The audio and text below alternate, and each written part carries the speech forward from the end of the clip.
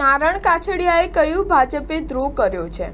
જે ગુજરાતીમાં વાત ન કરી શકે એવી વ્યક્તિને અમરેલીમાં ટિકિટ આપી પાર્ટીની નીતિ રીતિને લઈને સવાલ ઉઠાવ્યા છે. ગંભીર સવાલ.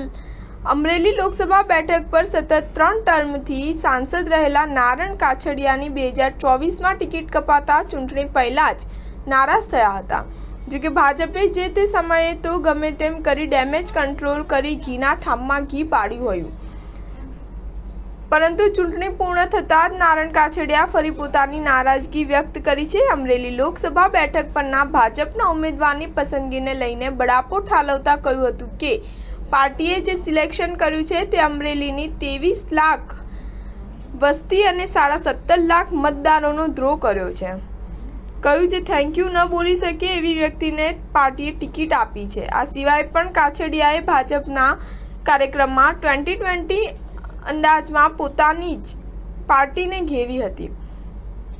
અમરેલીમાં સતત 3 ટર્મ સાંસદ રહેલા નારણ કાછડિયાએ આજે ભાજપના કાર્યક્રમમાં પોતાની જ પાર્ટીને આડે હાથ લીધી હતી. કાછડિયાએ કહ્યું હતું કે પાર્ટીએ મને 3 વાર ટિકિટ આપી, તેના માટે હું પાર્ટીનો આભારી છું, પરંતુ તમે જે સિલેક્શન કર્યું છે તે અમરેલીની 23 લાખની વસ્તી 17.5 લાખ મતદારોનો દ્રોહ કર્યો છે.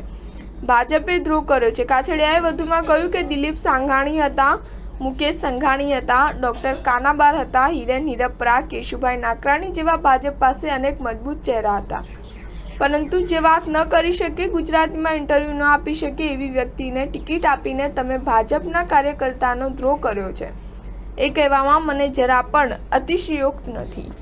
સ્ટાર ન્યૂઝ 7 હંમેશા સચ્ચાઈની સાથે.